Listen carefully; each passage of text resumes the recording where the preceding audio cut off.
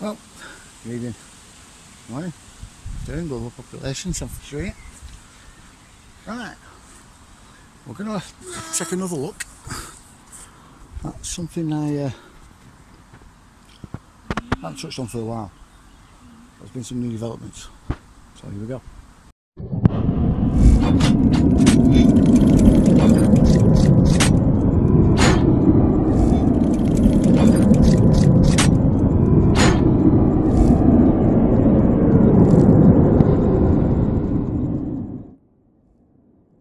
Samuel N. Fisher, author of the Legion Saga. After a top-secret, multinational military experiment goes horribly wrong in the deserted city of Pripyat in 1992, it uncovers a nightmarish 25,000-year-old plot that could spell the end of humanity. Who knows? Hopefully if they make a movie out of it, they'll cast me.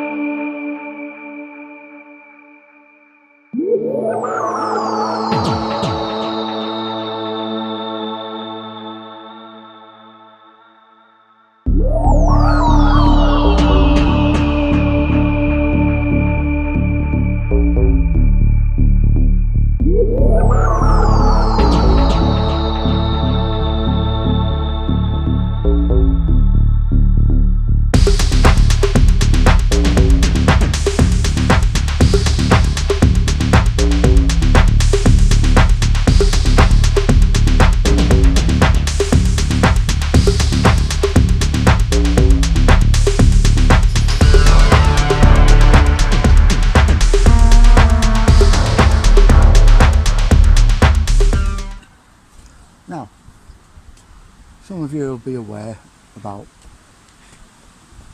what I think of the whole Venom idea. The whole idea that they've been putting, well, the stuff that Dr. Hardis came out with first. Let's start with that, shall we? The shit show that was Watch the Waters. But it did have an effect. And I think it was a deliberate sort of ploy to discredit the whole idea and get ahead of the problem before people started finding out. What? King of Forest 4-2. Oh, good for you. So what we're talking about? Well, some of what Dr. Hardis said was correct to a point. You see, for about 3 decades now, they've been using the different kinds of venom of different sorts of organisms to make pharmaceutical products. Some of those venoms are synthetic, some of them aren't, just concentrated venom. But they still use them all the same, and they use them for various sort of conditions and to get different effects. A lot of them are heart medications, circulatory medications to either thicken or thin the blood, heart medications to regulate the rhythm of your heart, to paralyse certain aspects of your heart. Respiratory medications, cancer medications, epilepsy medications to basically nullify certain parts of the brain. Stroke medications. I mean, there's thousands and thousands and thousands of different sort of things that they use them for. Even antidepressants, some antidepressants, pain medication. Just hundreds and hundreds. You should be seeing them in the background now, to be honest. All the different sort of ones that I could find. You can see what they're made out of, various different things. Snake venom, sea snail, anemone, bees, scorpions, spiders, you name it. If it's venomous, they use it. Now, from Dr. Ardis's video, I extracted a few things. One of them was him mentioning the murder of a scientist, a genetic scientist who specialised in venom, believe it or not. Venom specialist, venom tech specialist called Bing Liu, who was killed in very suspicious circumstances just after he announced he was going to do a press conference because he made a breakthrough with COVID. Apparently he was involved in some sort of love triangle with someone else. This someone else had come in, shot him with a shotgun, killed him, and then gone into his car and shot himself. But it was the timing that was the problem, and the nature of Bing Liu's job, or his original sort of field, that being venom technologies.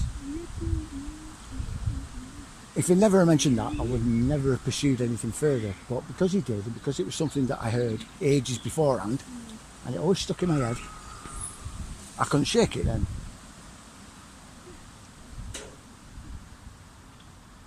So that's what got me started on looking at venom-based therapeutics and venom-based pharmaceuticals, and there's hundreds of them. Hundreds and hundreds. Like I said, some of them have been used for a very long time, like tirofiban, that's one.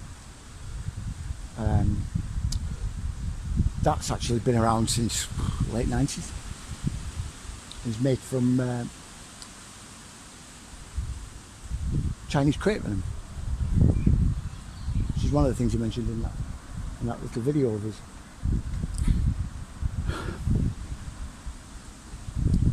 Now this is all very nice. I'm sure you're probably thinking, oh yeah, that is all very nice. So what? Well, he mentioned they put it into the water supply, and this is where people started falling down, and where this whole premise started falling down. And to be fair, it would have done with me, but there's this particular thing about these venom-based pharmaceuticals, and it's quite a big one. See, they have to be very exact doses. You have to take them in a strict regimen at certain times and apart. You've got to take them on their own very often, unless they're a combination drug. This is another thing you see. Combination one. Now the combination drugs are use a string of synthetic peptides put together. Yeah, so you'll get a string of peptides inside these pills or these medications, and there'll be several different species of venomous venomous organism, like the peptides from the venom, and they do specific things, more particularly with the heart medications, like I said. In those, sometimes you want to actually thin the blood a little, so you'll get through the heart easier, as well as sort of dull down a few of the muscles in the heart, and other various effects.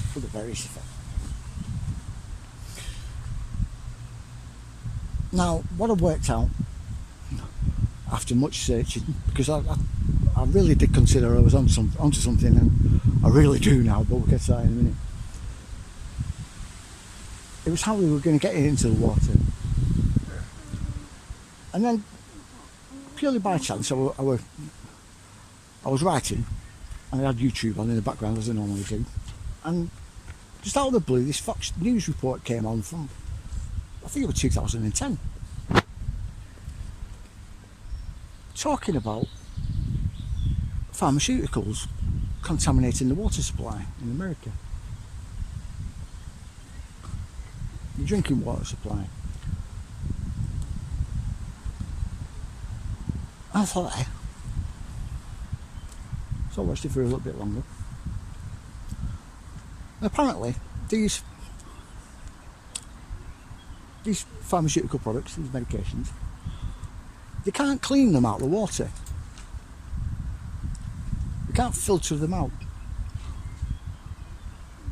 of the wastewater. Now, so what is wastewater? You say, yeah, well, the thing is, wastewater is basically where everybody gets the drinking water from. Now, I didn't know this, like, before I started looking at all this, but apparently it's true. This is where we get all our drinking water from, all our tap water. It's from purified and treated wastewater. You go to the toilet, it gets flushed into the system, flushed into a tank, gets filtered and purified, and then put into a reservoir. That's your drinking water.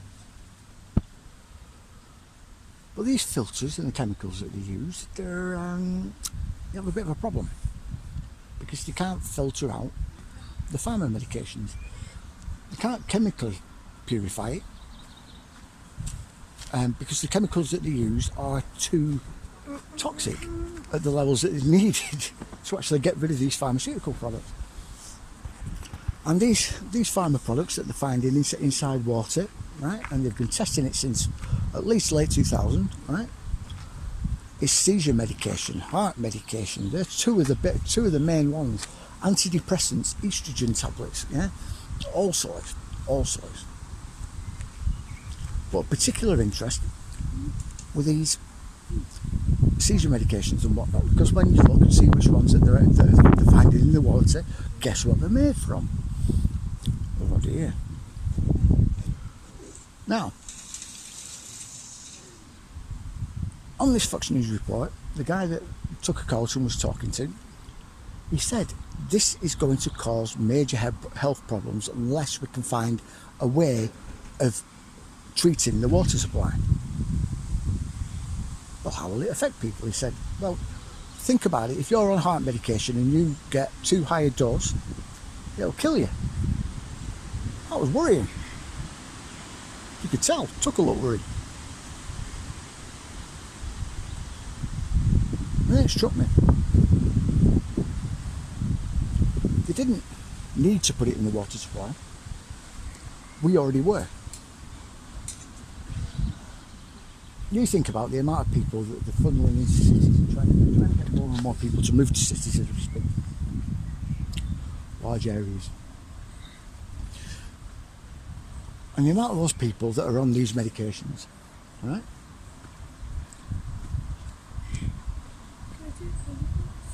From 2010, I thought, it's a ticking time bomb. And I was right. It was a ticking time bomb. See, the symptoms of overdosing on these meds bears an uncanny resemblance to flu. Gives you flu-like symptoms. That's in the early stages, and you rapidly deteriorate. And I mean rapid. Yeah. It starts to shut down your heart. It paralyses the diaphragm, so you can't breathe. Yeah. These are just off the heart meds, right?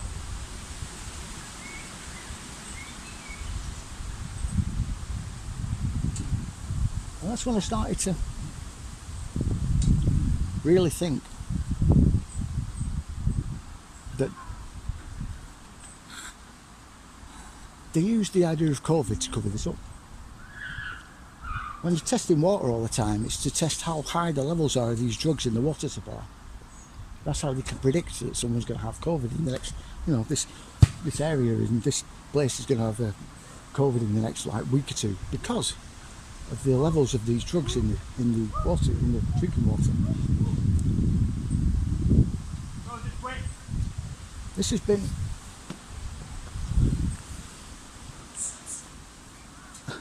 been all but confirmed now. And that's because of several studies that were done in Italy. 20 of them, in fact. All clinical studies.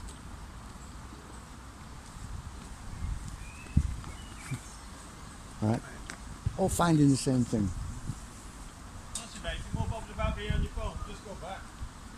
The peptides that are found in these pills, in these medications, and the sequence of the peptides were being found in COVID patients.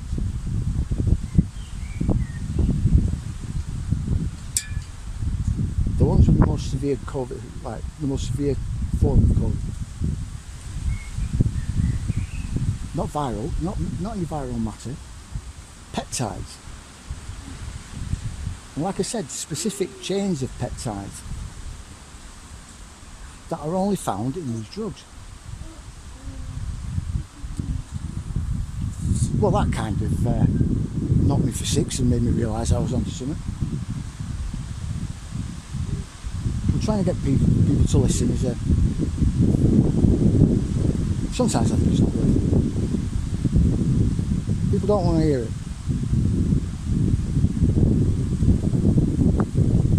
They want to hear it's terrain theory, or they want to hear it's viral sort of cause. With terrain theory, you need something that's going to act like the virus.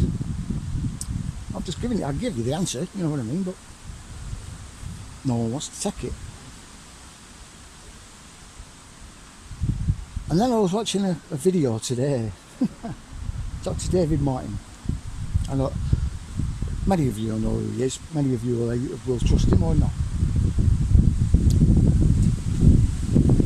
But today he served as a crowning example of why you should listen to shills occasionally, because they give you some absolutely golden information. He mentioned a toxicology conference in Slovakia back in 2003, and he didn't say much about it. He just said you want to have a look and see which people attended that conference, who was involved, what they were discussing. When you look, there's DARPA executives, NIH executives, NAID executives, CDC, NHS, Department of Health in Britain. Just every single health official you can think of is at this toxicology conference, right? It's amazing, right? And what's one of the main topics of discussion during this conference? Venom-based technologies and how they're contaminating the drinking water supply.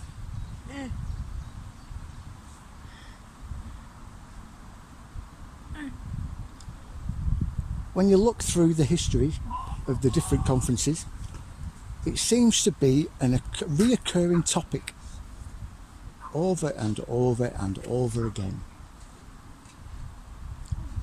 How venom-based therapeutics are contaminating the drinking water supply. How do we stop it?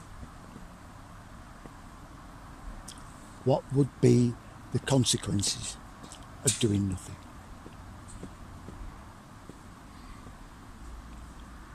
Unbelievable.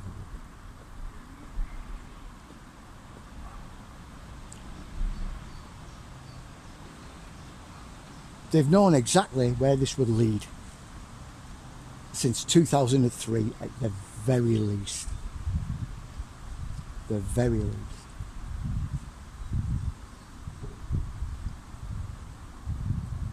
They've known roughly when the levels of these products, these medications, would get high enough to begin killing people on a mass scale.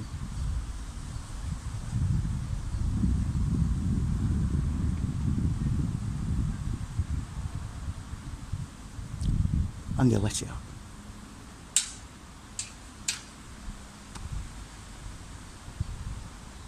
They never needed a virus, they'd already had one building. It just wasn't a virus.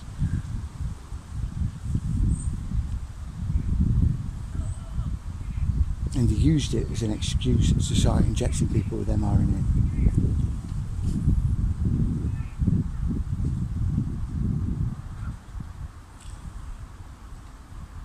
In order to defeat these people and in order to right these wrongs, We need to understand how this all began to begin with.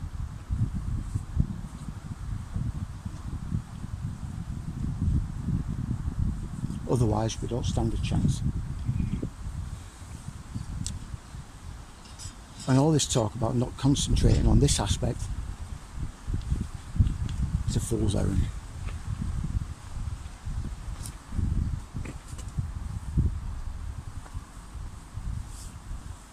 We need to understand how this all began. Thank you. And I truly believe Thank you for your service. I am figuring this out.